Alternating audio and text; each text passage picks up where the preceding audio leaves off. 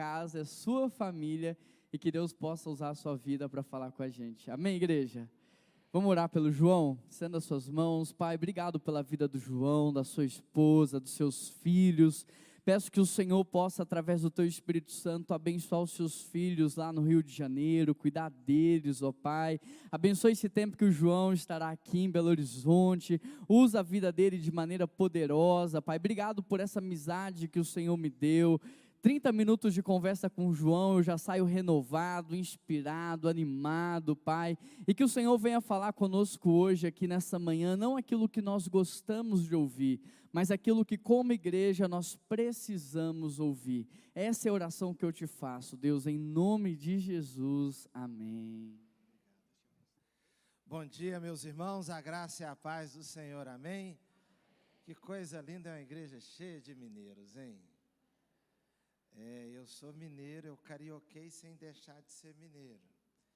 Eu sou aqui do interior de Minas. Na verdade, a capital mesmo é a minha cidade, Manhumirim. Vocês é que são meio esquisitos e querem tomar o título para vocês. Mas uma alegria estar aqui. Desde quando eu fui para o Rio, sempre tem ocorrido de quando eu volto em Minas, quando está aproximando, vai me dando uma alegria diferente. Hoje mesmo, nós viemos muito cedo do Rio, porque eu tive a honra de pregar ontem na igreja que eu fui pastor a primeira vez, nos 70 anos da igreja. Então, terminou lá e nós, hoje, só podia vir hoje cedo, bem cedo. Quando chegamos aqui no aeroporto e saímos do avião, eu falei com a minha esposa assim, olha que coisa mais linda, um monte de mineiro junto. É mineiro para lá e para cá. E eu vou achando graça e achando tudo bonito. Ela disse, a gente precisa ir no banheiro. Aí estamos caminhando assim, naquele corredor grande, e o banheiro masculino, o banheiro feminino tinha uma fila. Ela disse, sim, mas o banheiro feminino está com a fila. Eu falei, aqui em Minas é tudo organizado. A gente se organiza para ir no banheiro. Não é aquela bagunça do resto do Brasil, não.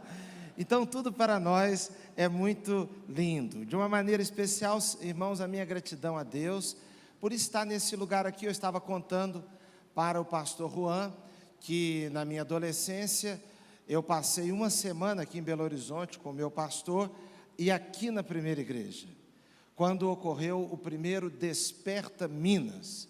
Foi um congresso extraordinário, quando o Summit veio ao Brasil pela primeira vez. E eu fiquei aquela semana aqui na primeira igreja, naquele congresso que mudou a minha vida. Então, voltar aqui é sempre assim algo que traz uma emoção especial.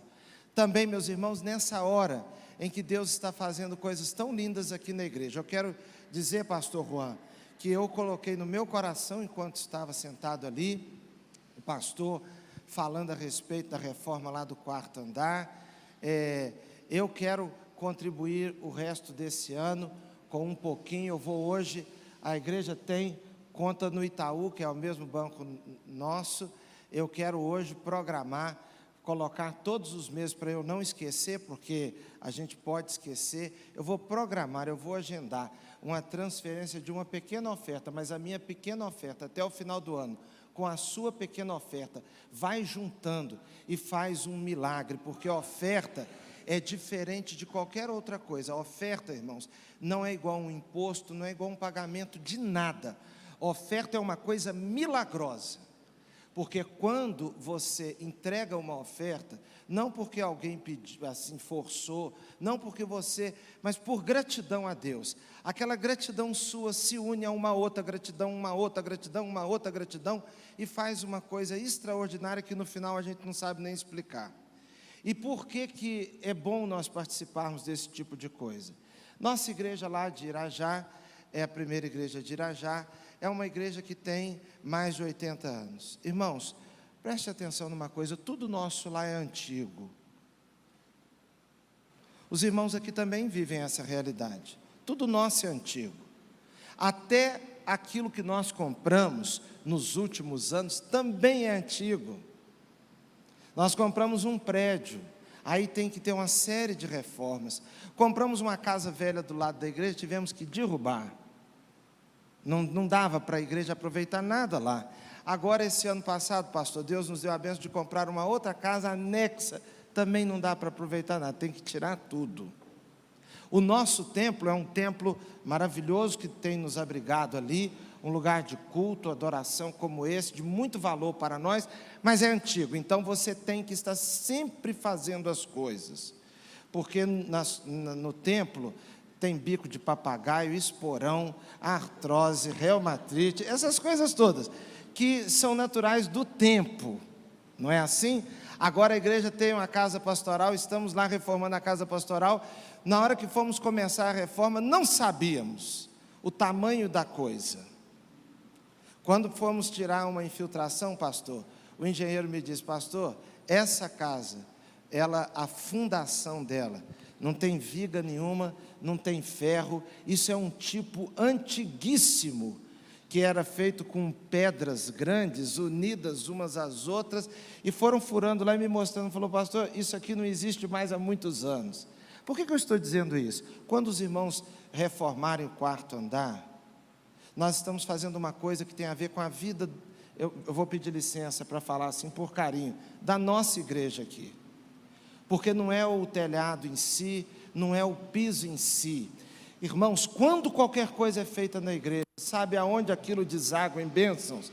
Na vida da sua família. É isso mesmo. Quando você colabora com alguma coisa aqui da igreja, como por exemplo, esse assunto do espaço que é para os adolescentes. Irmãos, isso aí nós estamos tocando nas coisas mais preciosas que temos aqui, que são as vidas dos pequenos. Todo mundo é importante, mas em nós, muita gente já investiu. Agora é a nossa vez de semear na próxima geração. Então, lá na nossa igreja, por exemplo, nós estamos numa situação lá, pastor, para ter reuniões de jovens na primeira fase da juventude. Ontem eles se reuniram lá do lado de fora, no lugar que é o lugar mais feio que nós temos lá na nossa igreja. Mas para ajeitar aquele lugar está tão difícil, pastor. É o lugar mais feio. Teve que ser assim, no tempo, assim. Mas o pastor que começou agora lá, que é o pastor mais novo que nós temos, está com 22 anos, ele ontem estava explodindo de alegria, porque deu mais de 100 no culto. Então, louvado seja Deus, vai ser uma bênção. Eu fui lá naquele quarto andar, naqueles anos que eu estive aqui, há uns anos atrás, naquela semana. Era um lugar movimentado, cheio de gente. Eu acho que funcionava coisa de comer lá, não era não? Isso mesmo, como é a memória da gente, vai falando, a gente vai...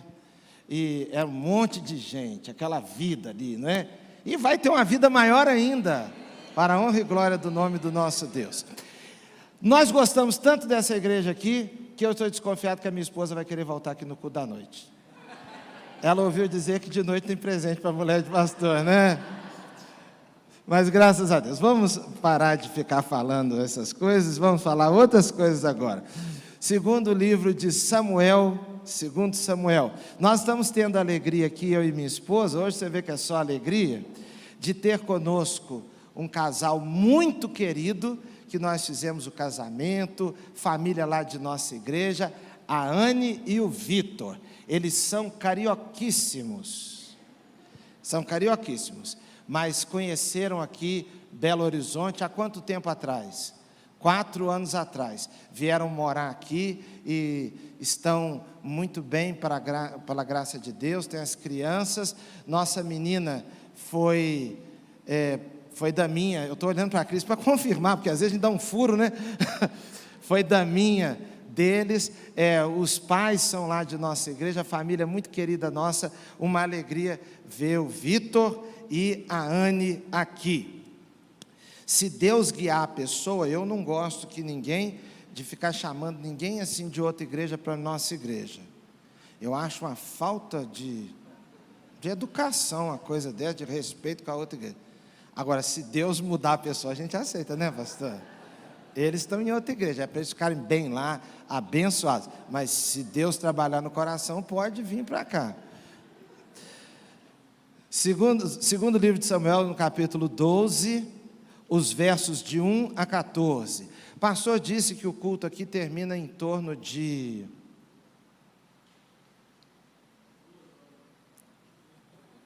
Lá nos Estados Unidos parece que tem um culto lá que não está acabando não, né? Alguém falou comigo, acho que foi mandar uns pregadores igual você para lá, por isso que o culto não acaba. Mas hoje o culto vai acabar na hora boa aqui, em nome de Jesus, né? O pastor nos deu um café da manhã tão gostoso ali, que eu já estou animado para a hora do almoço. Estou bem animado. Diz assim a palavra do nosso Deus. Segundo Samuel capítulo 12, de 1 a 14, diz assim: E o Senhor enviou a Davi o profeta Natã. Ao chegar, ele disse a Davi: 2 homens viviam numa cidade, um era rico e outro pobre. O rico possuía muitas ovelhas e bois, mas o pobre nada tinha, senão uma cordeirinha que havia comprado. Ele a criou e ela cresceu com ele e com seus filhos. Ela comia junto dele, bebia do seu copo e até dormia em seus braços. Era como uma filha para ele.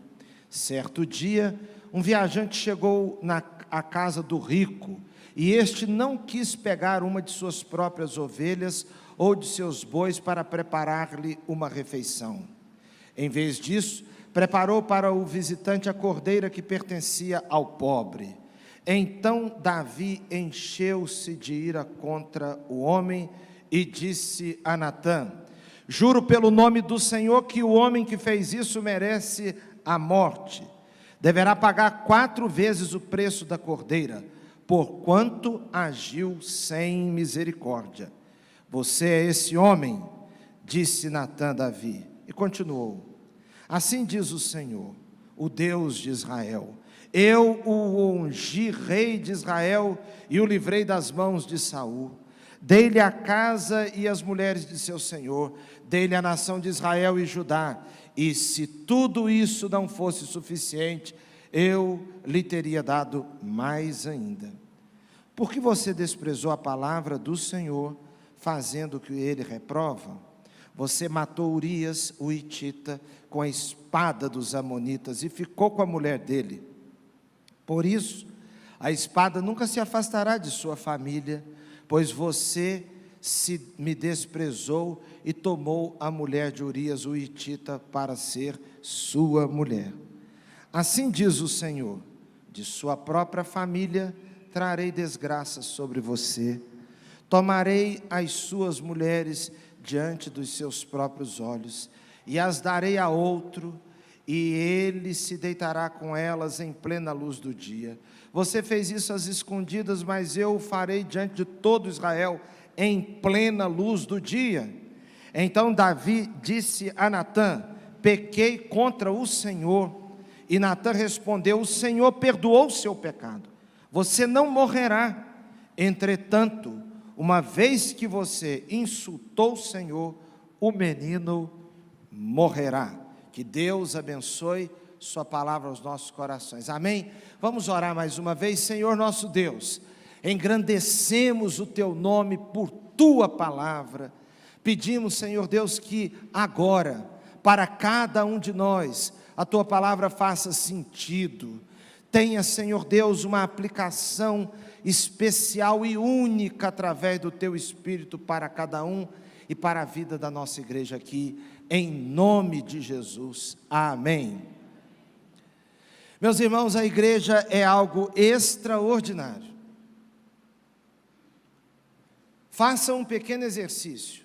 Se tirasse a igreja da história da sua vida, se você sempre esteve aqui, se tirasse a primeira igreja de Belo Horizonte, ou as igrejas das quais você foi membro, onde você foi criado, onde você cresceu, ou onde você recebeu a Cristo. Se tirar a igreja de Cristo da sua história certamente será muito empobrecida, porque a vida da igreja em nossas vidas nos enriquece enormemente.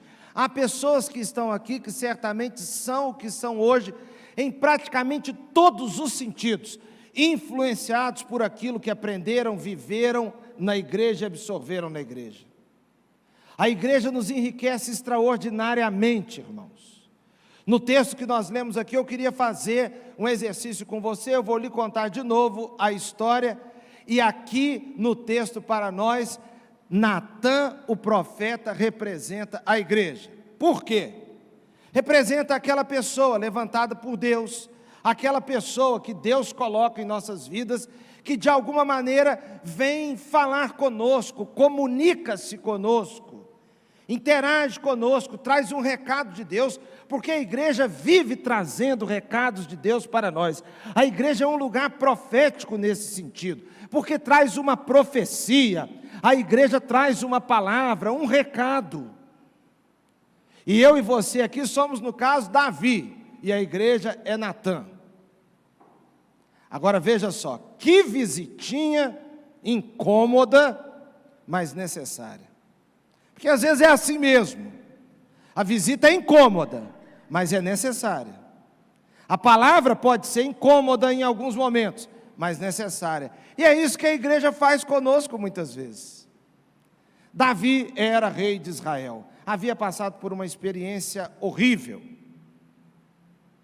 E Davi um dia, depois de já ter escrito salmos, alguns salmos, se tornou rei de Israel. Davi um dia, em vez de escrever o Salmo 151, porque se ele resolve escrever o 151, nós teríamos mais um salmo. Mas ele tomou outra decisão, foi fazer nada. Quando ele foi fazer nada, arrumou um problema sério. Ele foi a um lugar no palácio, e de lá ele viu uma mulher que chamou muita atenção dele. E chamou tanta atenção que ele procurou saber quem era. Era a mulher de um homem chamado Urias. Ele pede para trazer aquela mulher até o palácio. E ele se relaciona com a mulher, como rei, ele se relacionou com a mulher.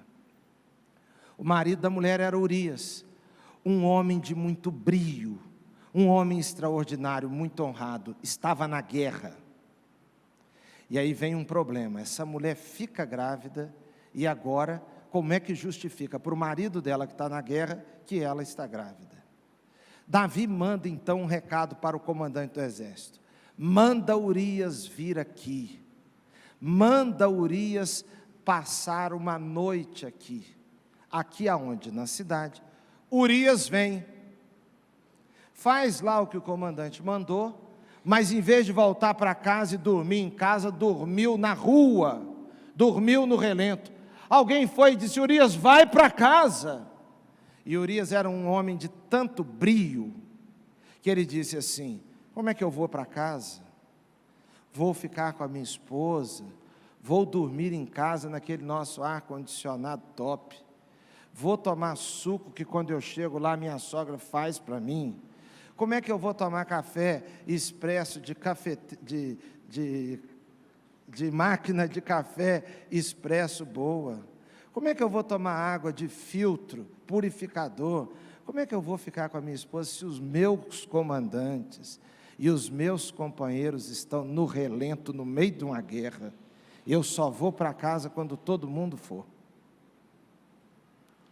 Isso chega a Davi, e aí Davi tem um medo enorme de Urias voltar e ir para um programa de televisão e pedir o DNA da criança. Então ele cria a seguinte situação, manda um recado para o comandante e diz: coloque Urias no lugar onde a guerra estiver mais reinha. Dá a impressão que é o lugar que estiver arranhando mais, o lugar onde a batalha for mais perigosa. O comandante colocou e Urias foi morto. E então Davi ficou com a mulher de Urias, e ela agora estava grávida. É o jeito humano de resolver as coisas. O ser humano é desse jeitinho. O ser humano resolve as coisas do jeito que Davi resolveu. Só que aí aparece a igreja na vida de Davi. Aparecem os irmãos, aparece um recado de Deus, aparece a palavra de Deus, aparece alguém lá e conta a seguinte história para ele: rei, um homem tinha uma ovelha. Essa ovelha foi criada com tanto mimo que parecia que era até filha dele. Essa coisa de humanização de bicho já é antiga, está vendo?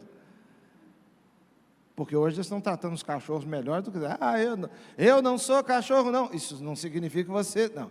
Se você for tratado igual cachorro em alguns momentos, significa que você está sendo mega bem tratado. O cachorrinho lá de casa, por exemplo, eu já estou convencido. Aquele cachorro, nós temos um Shih Tzu. E aquele cachorro está com um problema. E ele não sabe, mas ele está criando um problema entre eu e ele seríssimo. Porque aquele cachorro está convencido de que eu sou cachorro e que ele é o marido da minha mulher. Eu estou com medo dela também passar a pensar a mesma coisa, mas o fato é que... vamos voltar à história aqui, que senão começa a falar de cachorro. O homem criou aquela ovelhinha com todo carinho. E ela chegava a beber no copo dele, deitava no colo dele, junto com sua família. Um outro homem muito rico tinha muito gado, tinha muitas ovelhas e recebeu uma visita. Como quis preparar um jantar para a sua visita, em vez de pegar uma ovelha do seu rebanho, pegou a única do pobre e matou e serviu. Davi ficou tão furioso que ele disse assim: esse homem merece a morte, esse homem merece morrer. Irmãos, que história fantástica. Aí a igreja olha para Davi e diz assim: esse homem és tu. Esse homem é o Senhor. O Senhor, o nosso rei, é esse homem que pegou uma única ovelha e sacrificou a ovelha do outro, tendo tantas ovelhas. Meus irmãos, por que a igreja faz um papel na vida da gente tão extraordinária? Ela faz um papel na vida da gente tão extraordinário, meus irmãos, porque o raio-x de si mesmo, de mim mesmo, me é contado por meio da história do outro. No outro, eu posso ter um raio-x da minha própria vida. Na igreja, nós somos todos iguais. Nós somos tão diferentes, ao mesmo tempo todos iguais. Nós somos diferentes em várias coisas, gosto. Alguns gostam de café forte, outros de café mais fraco. A tradição lá da minha família, por exemplo, é fraco e muito doce. É aquele chafé. Levanta o copo e vê do outro lado. A minha esposa já vem de uma família que o café é mais forte. Aí chegou lá em casa a primeira vez, na casa dos meus pais, por educação, está achando aquilo um melaço enorme. Mas tá bom, é bom. Aí eu que acostumei com aquele café daquele jeito, o que aconteceu? O casamento foi me fazendo tomar café forte. Aí mudei o gosto, mas de início era café fraco. Cor. Fomos pintar nossa igreja lá uma vez, nossa igreja é verde. Eu percebi que, porque em igreja mais antiga, eu não estou dando indireta para os irmãos não, é tudo direta mesmo. Aí, igreja mais antiga, qualquer coisa que você vai mudar, parece que está acabando o mundo, né? O Vitor, mas a Anis sabe muito bem, nossa igreja verde, conhecida como, aí a igreja é conhecida, assim, aquela igreja grande, verde, todo mundo sabe. Aí eu pensei, assim, no início, que eu era pastor lá, pensei em pintar a igreja de outra cor, mas eu vi que a Terceira Guerra Mundial podia ser desencadeada, eu larguei aquilo para lá.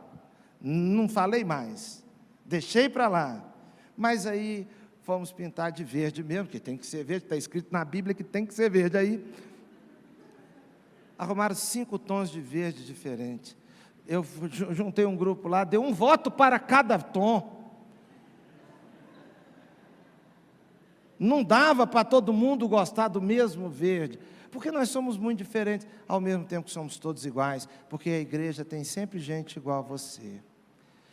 Se você tem uma crise no seu casamento, a igreja é um lugar que tem pessoas que têm crise no casamento. Se você tem situações no campo emocional, na sua vida emocional, você luta com dificuldade, com alguma coisa na área emocional, você tem uma tendência à depressão. Na igreja há pessoas que têm tendência à depressão, mesmo sendo pessoas crentes, sinceras e muito boas, maravilhosas. Se você tem situações de luta com filhos, na igreja você encontra pessoas com situações de luta com os filhos. Então cada história, cada situação e cada drama que o outro vive é para nos ensinar de que nós somos iguais e não superiores. Por isso que quando Natan conta a história e diz, e aconteceu isso, isso, isso, e ele aponta o dedo e diz, esse homem merece a morte. Aí o Natan lembra, esse homem és tu. Por quê? Porque a igreja nos lembra que nós devemos viver com misericórdia, porque o erro do outro já pode ter acontecido em nossas vidas. E às vezes, meus irmãos, o campo em que houve alguma situação de queda, de dificuldade na vida do outro, não é o mesmo campo que o nosso, mas você também caiu em alguma coisa que o outro não caiu. A história do outro, as histórias bíblicas, aquilo que nós aprendemos na vida da igreja, é para nos ensinar a viver a nossa vida. Irmãos, quando nós olhamos para a vida dos outros, nós temos uma tendência automática, é da natureza humana, de apontar o dedo e dizer, esse homem merece a morte. Você quer ver? Você foi criada num tempo em que o respeito a pai e mãe era uma coisa total. Eu, por exemplo, nunca respondi meu pai em voz alta assim, gritando com ele. Eu nunca dei um grito com meu pai. Muito bem, então, imagine uma pessoa que foi criada assim, e criou os filhos assim também, os filhos também, porque você sabe que tem família que a gente fica até com aquela inveja santa. É um povo educado, pensa bem. A mãe fala, querido, e o filho responde, mamãe. Aí o outro fala uma coisa, os irmãos também, pode, por favor, meu Deus. Aí a pessoa foi criada naquela ordem, com aquela educação, e conseguiu criar os filhos daquele jeito. Olha que coisa formidável. Chegavam na igreja, falavam, 3 filhos aqui na minha história, né? Filhos, vamos, a família sentava toda junto, todo mundo cultuando ali, vamos embora, tudo fluindo. Você olha e pensa, Jesus, que bênção, que joia. Mas Jesus, lá em casa o povo é tão enérgico. Lá em casa, quando a gente está conversando, parece que a gente está brigando. Tem hora que a gente está brigando, parece que está conversando. É uma coisa que assim, confunde bem. Os vizinhos não sabem se a gente é normal, o que é que acontece, se nós temos uns problemas aqui. É assim. Mas tudo bem. Então, esse cidadão foi criado assim e criou os filhos, e os filhos ficaram adultos assim. Então, esse cidadão aqui criou a seguinte teoria. Filho é a gente saber criar. Olha a mãozinha aqui, você está vendo a mãozinha? Ó, é saber criar. Tem que ter pulso. Então repita comigo, tem que ter pulso. Vamos lá? Tem que ter. Meu pai e minha mãe nunca me deram confiança, eu nunca respondi. Aí eu estou criando aqui os 3 filhos, eles estão também numa obediência total, e eu digo, ó. Então eu olho para os outros, filho meio rebelde, filho fazendo pirraça, eu, com a minha história pessoal, o jeito que eu fui criado e o jeito que eu criei meus filhos, eu penso assim, esse pai, essa mãe, vocês não sabem é ser pai, não sabem é ser mãe, se fosse eu, porque comigo é no pulso. Muito bem, aí tem um neto. Eu não sei porque vocês estão rindo. Aí tem um neto. Aí o neto vem com uma coisa chamada Todd. Não é Nescau, não. E não é o Todd, amigo do Nescau lá, não. É outro Todd.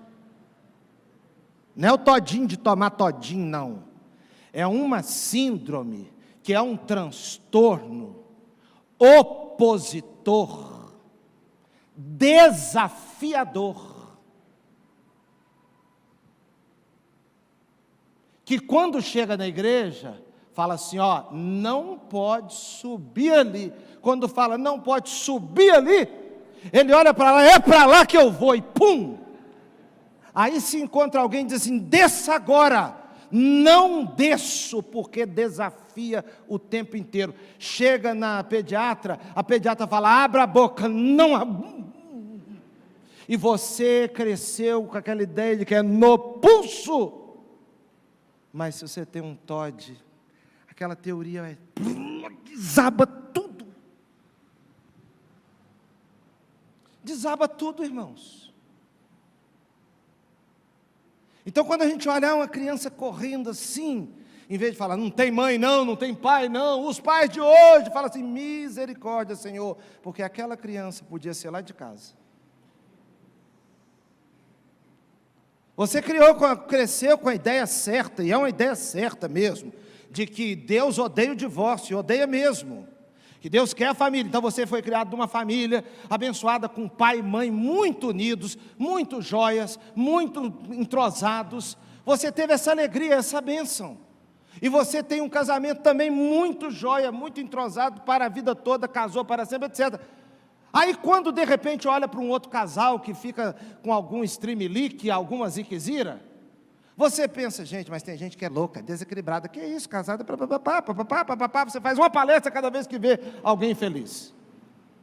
Aí, de repente, o seu cônjuge, pum, entrou no avião, pum, mudou para Paraíba. Falou, até logo e benção, cansei de quê? De tudo, de você, de Belo Horizonte, do trabalho, dessa família nossa, estou com outro. Irmãos, cada vez que nós apontamos a igreja a um lugar para nós aprendermos que se o outro caiu, se o outro tem uma dor, aquela dor podia ser nossa, aquela queda podia ser nossa. Se não aconteceu, foi livramento puro da graça de Deus sobre nós. Por isso que a visita de Natan, a visita da igreja, a vida da igreja em nossas vidas, às vezes ela é incômoda, porque ela nos lembra das nossas falhas, das nossas dificuldades. Eu tenho, meus irmãos, assim, uma coisa tão, eu não gosto. Você vê um casalzão bonito, igual o pastorzão, mais aquele aqui, o pastor Danilo, mais essa Mari aqui, que olha que coisa chique. Você vê um casal bonito assim, às vezes vai dizer, nossa, vocês formam um casal tão bonito, tal. Aí a pessoa diz assim, pastor, mas eu soube escolher. Soube nada. Soube não. Isso aí foi a misericórdia de Deus e a graça de Deus, porque você foi apaixonado por uma outra, que te deu um fora tão bem dado, e hoje quando você olha no Facebook dela, fala, nossa, mas ela está acabada. Aí você está casado com essa pessoa maravilhosa aí, foi por livramento que Deus te deu da outra. E eu quero te avisar que a família da outra também, quando te vê no Facebook, pensa que ela também teve um livramento. Foi a misericórdia de Deus. Uma outra coisa linda, meus irmãos, que a igreja faz e que aquela visita de Natan revela, um efeito da igreja em nossas vidas. Ela nos lembra tudo que Deus tem feito. Olha, a visita do Natan, o Natan disse assim para o Davi no verso 7, você é esse homem, disse Natan a Davi, e continuou, assim diz o Senhor, o Deus de Israel, eu o ungi rei de Israel, e o livrei das mãos de Saul. Olha, a igreja nos lembra, irmãos, aquilo que Deus fez em nossas vidas. Você, Davi, era um ninguém. Você, Davi, não era lembrado para nada, nem seu pai, porque geralmente os pais, eles têm sonhos elevados para os filhos. Os pais desejam coisas elevadas, nobres para os filhos, mas nem o pai de Davi pensou que ele seria rei. Quando o profeta Samuel foi à casa de Jessé, pai de Davi, porque diz que lá, da família dele, um dos filhos dele seria rei de Israel, ele pensou em todo mundo, menos em Davi. Algumas traduções dizem que Davi era assim, ruivo. Tem uma tradução antiga que diz que ele era de gentil aspecto. Aí não dá para saber bem se esse gentil aspecto era meio frágil, ou era gentil porque era muito educadinho. Eu sei que ninguém olhava para ele e pensava, eis aí um rei. Não havia isso.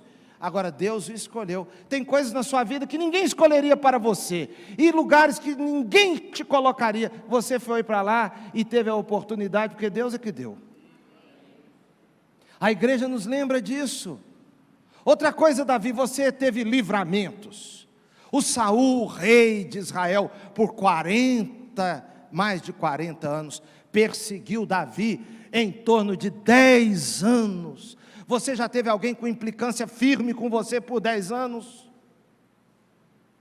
Você imagina um presidente de uma grande empresa e você trabalhando naquela empresa e o presidente com implicância com você por 10 anos.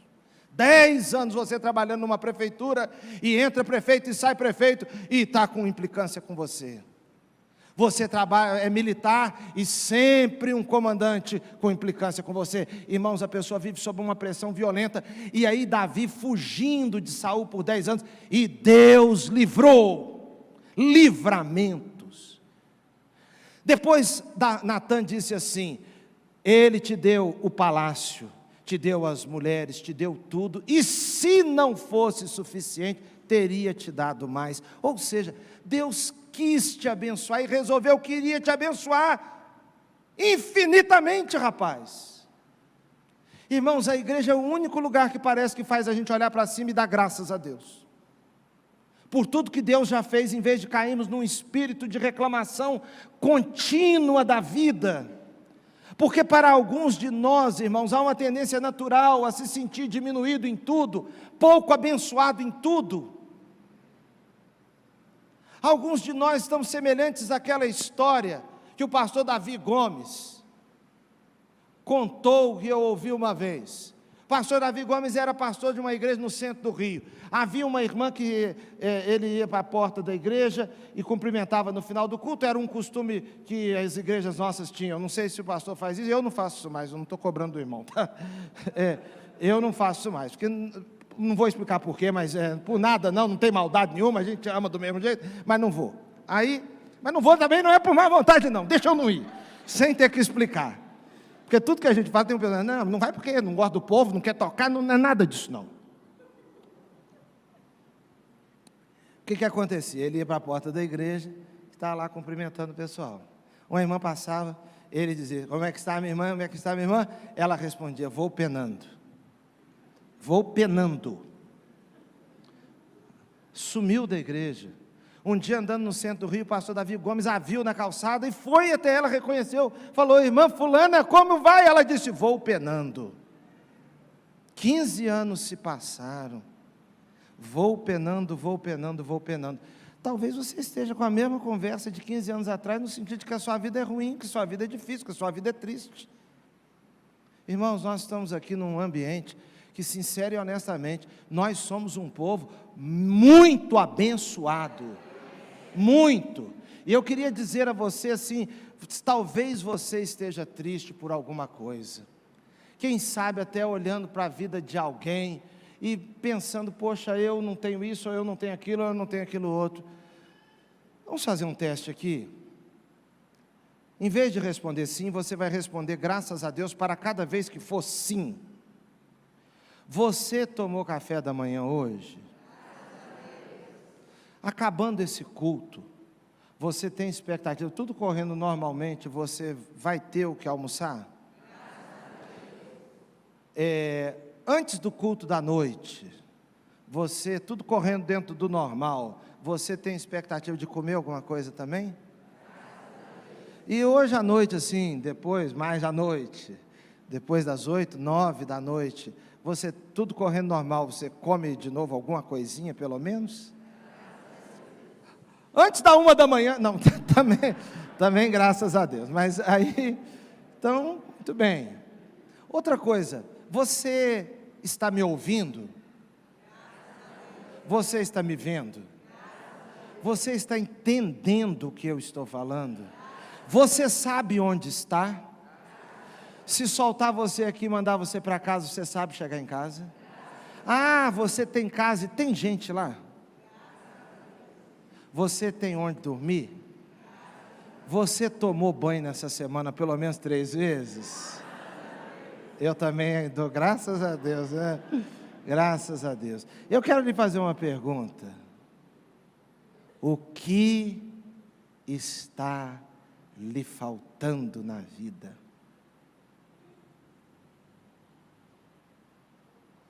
Você é muito abençoada. Vamos fazer mais um teste aqui agora? Nós vamos fazer o seguinte, nós vamos te dar o Minas Shopping. Nós vamos te dar também o Diamond.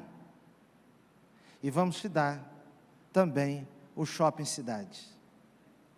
Você vai ser dono daquilo tudo. E tem uma coisa, você só vai receber os aluguéis. Aquelas lojas todas vão mandar aluguéis. Aqueles estacionamentos do Minas Shopping, cada carrinho que entrar, vai direto para a sua conta. E ainda, só porque você é uma pessoa especial, eu vou te dar o pedágio da 040. O pedágio da 040. Irmãos, honestamente, sem bobeira, tá? Sem bobeira. Quem gostaria de ganhar um presente desse aqui? Levanta a mão. Isso, você que quer ser pobre mesmo, não levanta. Você que quer, não, eu quero viver de meio salário, porque é melhor. Não, irmãos, vamos lá, no normal aqui, de boa, nós não estamos roubando ninguém, não estamos fazendo nada, não. Eu vou te dar, rapaz. Quem gostaria? Levanta a mão. De boa isso. Você vai dar metade para os netos, ficar com outra metade, você vai fazer o que quiser. Quando você estiver dormindo, o pedágio da 040 está pá, pá, pá. Você resolveu passear em Manhumirim, o pedágio da 040. Você resolveu ir para Paris, não tem, beleza pura, né? Não seria um presentaço? Seria ou não seria, gente? Eu estou achando que esses lugares devem ser muito ruins aqui, porque parece que está faltando vontade. Tá, só que você vai ganhar isso. Mas com a condição. Seu pulmão entra em falência em 3 meses. O que você prefere? O pedágio da 040, o Minas Shopping, o Diamond e o Shopping Cidade? Ou o seu pulmão? Me responda o que você prefere. Então fica tranquilo, porque o pulmão você já tem. Fica tranquilo, respire aliviado. Olha, você não vai ter que preocupar. Aquela correria da 040 te dando dinheiro, aquilo não vai te perturbar mais, nem o Minas, nem nada, nada, nada. Você respire fundo e lembre-se, eu sou muito abençoado. A igreja nos lembra, meus irmãos, tudo aquilo, quando nós começamos a cantar às vezes, como eu comecei a cantar aqui, eu não lembrei, não olhei para trás e lembrei quando eu vim aqui pela primeira vez, eu era um adolescente, quantas coisas Deus me deu de lá para cá. Quantas coisas. Então a igreja, ela nos visita para lembrar-nos a que nós devemos ter gratidão. Uma outra coisa, irmãos, a igreja visita a gente, Natan visitou, para lembrar que a gente pode muito, mas não pode tudo. Nós estamos num mundo que só quem põe limites é a igreja, já notou isso? Porque nós estamos num mundo em que tudo pode, não há limites para nada. Você tem que fazer o que você tem vontade, você é senhor e senhora de si mesmo. A igreja é um lugar que prega que existe lei de Deus, que existe verdade, que existe limites. A primeira igreja de Belo Horizonte tem um papel extraordinário de ficar aqui, no centro aqui, com aquela plaquinha dizendo assim, é proibido isso assim, assim. É claro que nós não falamos apenas o que é proibido, mas meus irmãos, o mundo sem limites, é um mundo em caminhada, em marcha firme, a autodestruição, a autofagia. A igreja é que nos lembra, por isso que nós temos que vir sempre à igreja, para nós nos lembrarmos que nós podemos muito, mas não podemos tudo. Davi podia, como rei, ter muitas coisas, podia ter muitas riquezas, podia escolher mulher. Agora, a mulher do outro, não. Os irmãos vejam como essa coisa de família, essa coisa de santidade da vida conjugal, isso é uma coisa seríssima e grave na Bíblia. Até o Abraão e o Isaac, quando mentiram dizendo que as esposas eram irmãs por medo, Deus iria pesar a mão em quem tocasse nelas, mesmo que fosse por engano. Veja como isso é sério. Então há coisas na vida da gente que nós temos que ser lembrados sempre. E é a palavra de Deus que nos lembra, é um irmão, é uma exortação, é uma palestra, é uma pregação, porque a pregação da palavra de Deus, o que a igreja faz, nos mantém ali. Pode muitas coisas, como no livro de Gênesis, Deus diz para Adão e para Eva: vocês podem provar de todas as árvores, mas não da árvore do conhecimento do bem e do mal. Tudo tem limites. Se você resolver na sua vida fazer tudo que você tem vontade, você acaba com a sua vida. Sabia disso? Se você resolver fazer tudo que tem vontade, alguns de nós, por exemplo, vai ter vontade de nunca mais trabalhar. Você vai ter vontade de dar um soco na cara, talvez, do seu chefe. Você vai ficar irritado com alguma coisa e vai agredir uma autoridade. Não é tudo que a gente tem vontade de falar que a gente deve falar, não, irmãos. Tem gente que acha que agora esse negócio de rede social é um lugar da gente falar qualquer coisa. Dá um mau testemunho horroroso. A gente pode muito, mas não pode tudo. Por fim, queria lembrar, meus irmãos, que a igreja nos avisa que toda semeadura será seguida de uma colheita. Tudo tem consequências. Nós não podemos viver no mundo. O mundo precisa muito que a igreja avise que tudo que o homem semear, isso também ceifará. Tudo. Em todas as áreas. Davi disse quando escutou a história do homem com as ovelhas: esse homem merece a morte. Natan disse: esse homem és tu. Só que aí agora, o Davi disse assim: pequei. Porque você sabe que essa é a atitude de crente. Crente reage assim, irmãos. Uma vez confrontado com a verdade, se quebranta. Olha que coisa horrorosa que o Davi fez. Arrumou um jeito de Urias ser morto. Tomou a mulher de Urias. Agora, quando Davi chega e fala com ele, o que ele diz? Pequei contra o Senhor. Eu tenho notado, meus irmãos, que uma coisa, um comportamento assim, comum para nós os crentes. Quando um crente está em erro, ele tem a tendência de começar a botar defeito na igreja, botar defeito no pastor, botar defeito no modo como as coisas funcionam, botar defeito no tipo do louvor, do hino que se canta, uma frase às vezes que o pastor fala, porque todos os pastores erram. A gente pode falar alguma coisa inadequada, de um modo inadequado, porque você pode estar com raiva, pode estar com sono, pode estar sonolento, pode estar meio irado, também pode não ter estudado direito o texto da Bíblia. A gente pode falar uma coisa inconveniente, uma brincadeira meio sem graça. É engraçado, essa semana nós recebemos umas visitas lá em casa de criança, e amiguinhos do meu filho, e aí eles chegaram, eu comecei a querer brincar com eles. O meu menino me chamou lá no quartinho e falou comigo assim: pai, queria te pedir uma coisa, você não fica triste não, mas para com essas brincadeiras sem graça.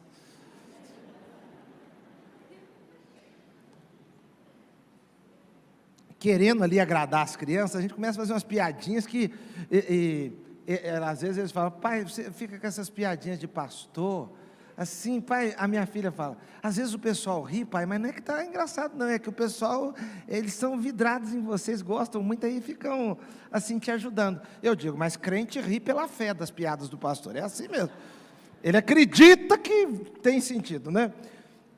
Mas o fato é o seguinte, irmãos, a gente está ali na vida da igreja, e chega alguém, e nos repreende, e fala conosco, mas quando a gente está em pecado, a tendência é dizer: o pastor brinca demais, ou brinca de menos, ou fez aquela colocação ridícula.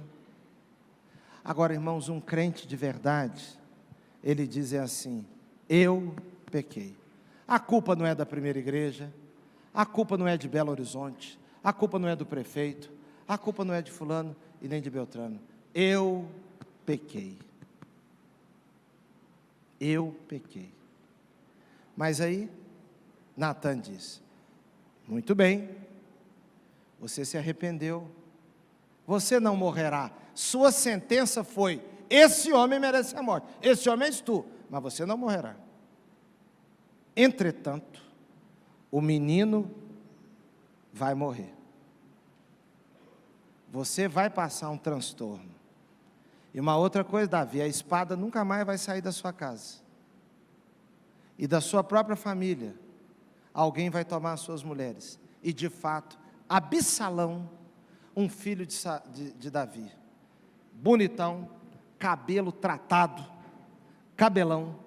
O cabelo de Absalão era tão assim, não sei como lá, mas era grandão, que ele andando a cavalo, passou debaixo de uma árvore, o cabelo agarrou na árvore e ele ficou pendurado na árvore. E tudo indica que ele era aquele cara charmosão. Esse Absalão voltou-se contra o pai dele, armou um golpe contra o pai, e o pai estava tão fragilizado, militarmente falando, o pai tinha condições de acabar com Absalão, mas o pai estava tão fragilizado, que o pai Davi fugiu, e Absalão toma o palácio, pega as mulheres do pai, as mulheres do rei, e se relaciona com elas à luz do dia no terraço para toda a cidade ver. Aquilo foi uma afronta do mais alto nível. Absalão era ímpio, ruim, porque você sabe que até para se dirigir ao pai tinha um certo respeito. Ele tomar as mulheres do pai foi assim o cúmulo. Agora note bem, Deus perdoou, mas mostrou que tinha consequências. Irmãos, Deus não tem dó de nós, Deus nos ama. Sabe por quê? Porque a gente não aprende com os erros, nós aprendemos com as consequências dos erros. Então, Deus lembrou, avisou, você fez isso, mas a vida tem consequências. Meu irmão, eu queria concluir dizendo o seguinte: nós somos a igreja visitada, nós somos Davi, visitados pela igreja. Nós somos Davi em contato com a igreja, nós somos Davi recebendo da igreja, nós somos Davi recebendo uma palavra de Deus por meio da igreja. Então o que nos resta é nós olharmos com misericórdia uns para os outros. Aqui é a reunião dos iguais. Nunca o apontar dos dedos. Uma outra coisa, se nós somos a igreja visitada, se nós somos Davi visitados pela igreja, nós devemos nos lembrar que nós devemos ter uma vida de gratidão. Nós estamos nesse culto aqui agora. Se não fosse a misericórdia, graça e favor de Deus, nós poderíamos estar caídos numa calçada de BH agora.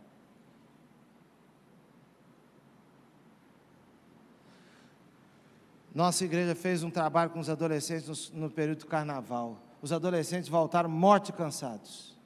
Dormiram no chão, um monte de coisa. Quando chegou aquele grupaço, 300 adolescentes entraram na igreja, os pais vibrando. Eu disse, vamos dar graças a Deus, porque eles estão chegando aqui agora. Não sei se essas crianças nem tomaram banho direito, porque era tanto adolescente que não dava muito tempo para eles tomarem banho. Eu disse, não sei nem se eles tomaram banho direito. Enfrentaram fila para almoçar, dormiram no chão. Vamos aqui todos os pais dar graças a Deus, porque eles não estão chegando cansados do carnaval, mas estão chegando cansados de uma atividade espiritual. A igreja toda começou a bater palma.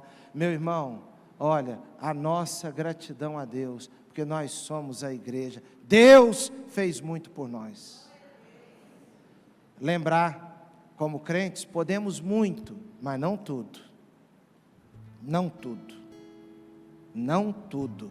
Respeite os limites. Eu estou vendo um monte de adolescentes lá em cima. Respeite os limites estabelecidos por Deus. Sabe por quê? Porque você vai ter coisas maravilhosas na sua vida. Respeite os limites no seu namoro. Olha, um menino, quando eu digo um menino, um adolescente, um jovem, quando começar a namorar, você só de pegar na mão de uma menina, você tem que se sentir honrado. Só de pegar na mão. Só de pegar na mão. Você dizer, poxa, estou de mãos dadas com uma menina. Louvado seja o teu nome, Senhor. Graças a Deus, que privilégio. Eu estou de mãos dadas. Você vai visitar a casa da sua namorada, entra lá com aquele espírito de gratidão. Ô Senhor, muito obrigado, porque estou indo na casa dos pais dela. Você sabe que quem manda naquela casa são os pais dela, né? Ele tem que ir lembrando. Obrigado, senhor fulano, o senhor deixou eu entrar aqui na sua casa. Estou vendo o Brasileirão aqui, porque o senhor pagou o pacote do Brasileirão. Que privilégio para mim, o senhor me deixar entrar na casa. Agora, sem gratidão, sabe o que um namorado pode fazer? Jogar a filha contra o pai, contra a mãe, aquela confusão. Aquele ciúme doido, achando que a filha tem que desgostar do pai para gostar dele. Coisa de gente doida, doente. Você chegar lá para aquela filha ser uma filha melhor para o pai dela, uma filha melhor para a mãe.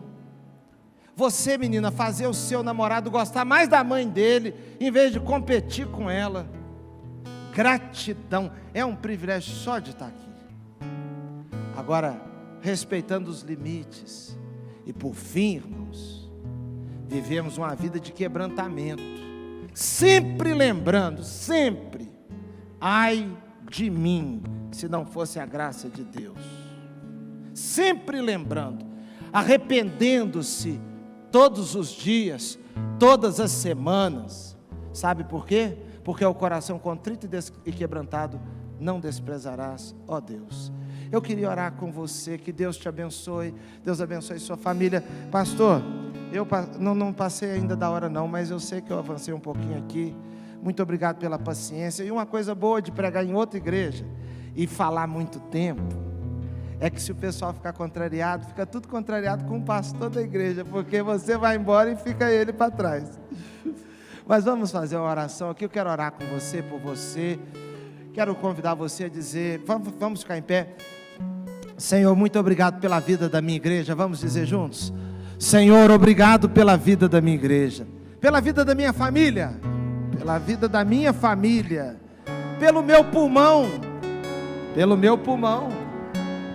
pelos seus ouvidos, pelos seus olhos. Quanto custam os seus olhos?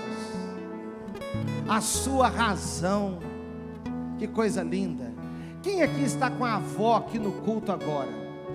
Quem está com a avó no culto? A avó está presente aqui, levanta a mão. Tem ninguém com a avó e avô aqui não?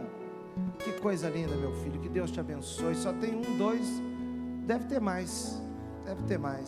Quem aqui está com cônjuge no culto? Olha que coisa top. Vamos dar um glória a Deus. A mulher gosta do marido mesmo, né? Vamos juntos? Vamos dizer glória a Deus? Glória a Deus. Dá uma olhadinha para a cara dele. Olha que coisa extraordinária que Deus te deu, hein? Que coisa maravilhosa. Vamos orar. Senhor nosso Deus, muito obrigado, Senhor Deus, por este culto, por aquilo que vamos viver daqui a pouco com a ceia do Senhor. E pedimos que o Senhor complete a Tua palavra em nossas vidas. Senhor, que esta igreja continue a ser uma tocha acesa, a brilhar e a proclamar que há vida em Jesus. E é em nome de Jesus que oramos. Amém e amém.